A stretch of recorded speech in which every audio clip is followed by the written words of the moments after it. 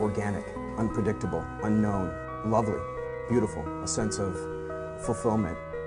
This is part of the pleasures of life and not the chores of life.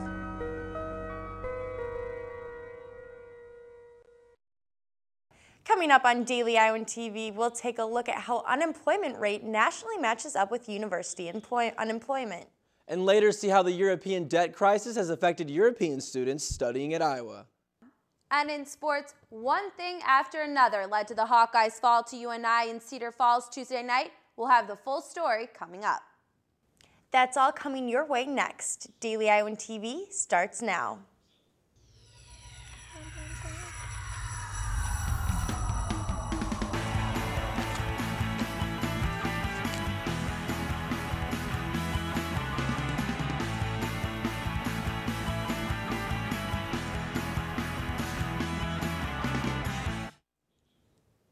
Thanks for tuning into your Wednesday edition of Daily Iowan TV, your television news, sports, and weather source for the Daily Iowan. I'm Megan Grody. And I'm Reed Chandler. An Iowa City man was arrested last week for allegedly assaulting his girlfriend for the third time. Officials say 36-year-old Curtis Brown's girlfriend told him he pulled her hair and hit her in the face and stomach while she is 4 months pregnant. She claimed she was holding her 4-year-old child and her 2-year-old child was sitting on the couch watching. Brown was arrested for the same charges in February as well as in early November 2009. An Iowa City man was arrested Tuesday night after allegedly attacking another man with a golf club. Police say 32-year-old Curtis Washington attacked a man outside his home in the legs with a golf club, leaving marks and bruises. Official reports say Washington claims he attacked the victim because he stole 2 PSP video games from him. Commonly say around this time of year that it's better to give than to receive. Longfellow Elementary School here in Iowa City has started a winter coat drive to help those less fortunate during the winter months. The drive is part of a larger organization called Coats for Kindness, which was started by a cancer survivor in Minnesota who wanted to give back after his community helped him. A teacher at Longfellow knew this man, and together they brought Coats for Kindness to Iowa City, making it the second city in the U.S. to benefit this organization. As of Wednesday, the elementary school has collected 300 coats, and they haven't yet counted other items donated like scarves. And President Obama issued new guidelines today on how K-12 schools and universities can consider race and economic status when looking at admitting students. Under President Bush, affirmative action techniques were not allowed, but under Obama's new guidelines, schools can look at all aspects of student when considering admission and ordering to draw in more diversity for a school. Here at the UI, officials have been trying to create a more diverse campus and say Obama's guidelines will only help them increase their efforts. UI officials reported this year nearly 12% of the student body were minorities, with Hispanic enrollment doubling at about 4%. And with a struggling economy and a staggering national unemployment rate, UI employees have faced their own challenges over the past year. Daily Iowan TV's Josh Bolander investigates the issue. For thousands of UI students, years of hard work and dedication will pay off in the form of a diploma this winter. The question many students are left with after that? Now what? The unemployment rate fell by 0.4% to 8.6% in November, leaving 13.3 million U.S. citizens jobless. While the unemployment trends continue to rise in fields such as retail, leisure and hospitality, professional business services, and healthcare, government employment, including university jobs, continues to trend downward. So where does the UI fall?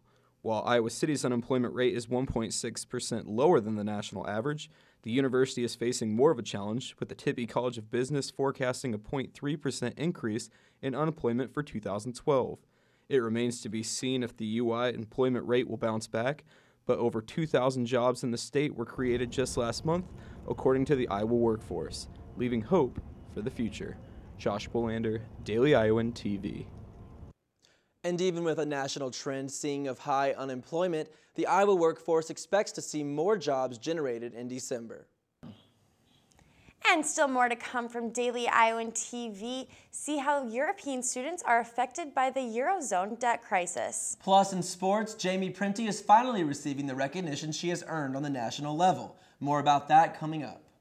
And all of this and more to come, but first here with your local weather forecast is Daily Iowan TV's Nick Fetty.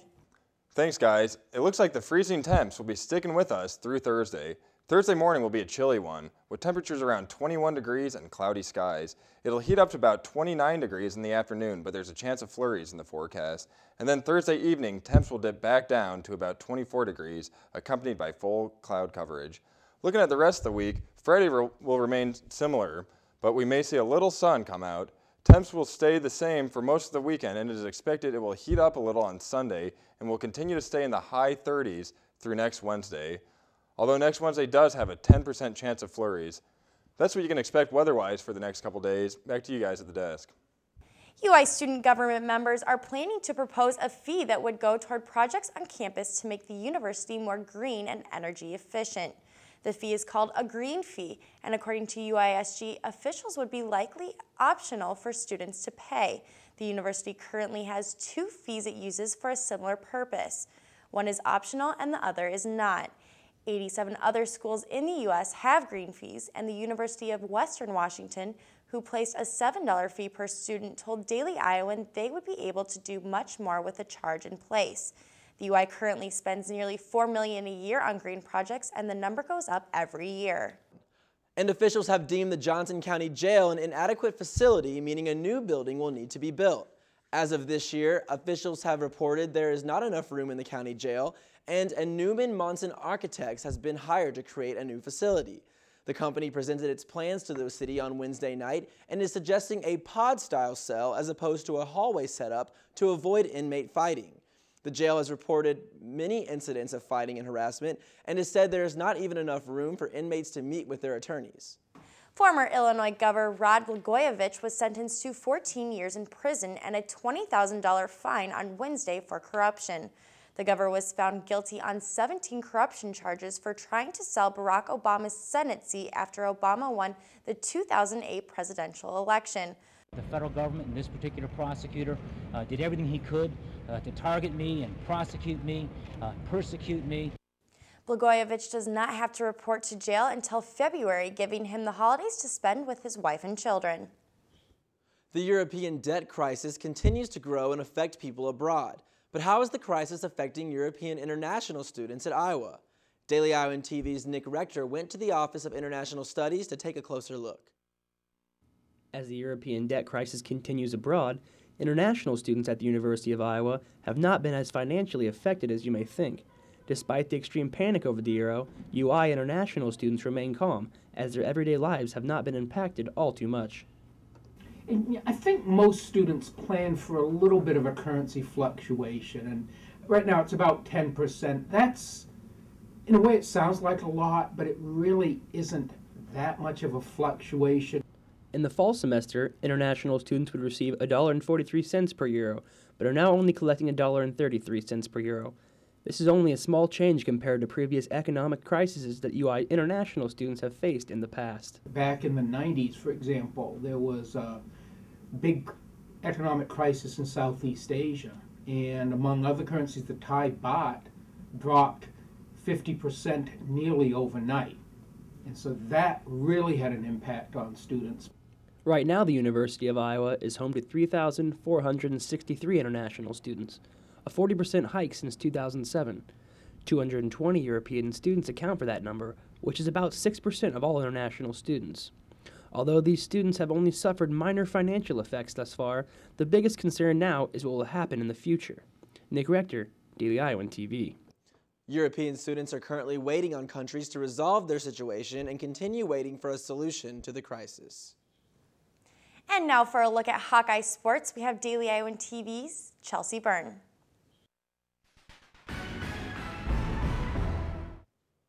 Former Penn State assistant football coach Jerry Sandusky was arrested on 2 new charges of sexual assault Wednesday. Before the latest allegations, Sandusky has said he is innocent and only horsed around with the accusers. With the newest charges, Sandusky's sentence could lengthen even further. Jerry's scratching his head saying, what's next? I said, don't ask that question. You know, don't ask, can it get worse? Because it can, and we just have to be prepared for whatever comes down the road, and we will be. Sandusky has a court hearing next Tuesday, and each charge is punishable by up to 20 years in prison. And the men's basketball team has struggled early on, and with their first true road game Tuesday night, They hope to get back on track. The Hawks traveled up to northern Iowa Tuesday night and were without point guard Bryce Cartwright, who is battling hamstring problems. The McLeod Center was jam-packed for the visiting Hawks' first in-state rivalry game of the season. And the Hawks started off hot. Here's Eric May with the jumper in the lane, and then May finds Melsan Basabi in the corner for the bucket. The Hawks scored the first 10 points in the match. UNI quickly recovered, hit 2 treys, one by Mark Sonnen, and here another by Jake Cook. UNI shot 52% from the arc and took a 5-point lead into the half. And the second half is where it heated up. Zach McCabe gets called here for the offensive foul, and Fran does not like the call. Fran and the bench both get a technical foul. Then 20 seconds later, after this call again on McCabe, he smacks the ball out of the air and he receives the Hawkeyes' third technical foul. UNI made every free throw and extended their lead to 10. And it's technically not over. Fran said something here to the ref. The ref doesn't like it, and Fran is tossed out for his second technical. Fran, not happy, jaws at the officials a little more, and then is escorted off the court by authorities. And the Hawks, now down 64-47, couldn't come back after its technicals and lost 80-60. I don't think anything went that wrong. Not with our team. I didn't think that much went wrong. You know, he's in fight for us. He's continuing to fight for us. He's sticking up for us, but you know, it's unfortunate it went down like that. Iowa will take on its second straight in-state rival this Friday when they travel to Ames to take on Iowa State. And after an impressive sophomore year and great expectations for her junior season, guard Jamie Printy has been put on watch lists for more than 3 prestigious awards in NCAA women's basketball. Despite this new added pressure, she won't let it get in the way of the team's success this season. Junior guard Jamie Printy has been put on watch lists for 3 of the most prestigious awards in NCAA women's basketball. Oh, it feels good. I mean, to be on a list with all those top players in the nation is a very big honor. It just gives us a lot of confidence. Printy has been named to the Wade, Wooden, and most recently Naismith watch list this fall, but says it was head coach Bluter who has pushed her to get to this point. She's definitely given me confidence since the time I walked in as a freshman, and just a lot of fun to play for her. Printy, like everyone else on these lists, was selected based on last year's performance and expectations for this season. Despite competing for these prestigious awards, Jamie's feeling no added pressure. I mean, you can't really look at it like that just because it's just an honor to get on the list, first of all, so I don't really try to think about the pressure. I just like to play and have fun.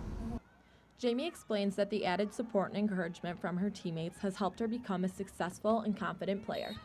I have a great team, and they're just great teammates. They give me confidence. We lift each other up, we get each other a ball and play together, and that just helps a lot.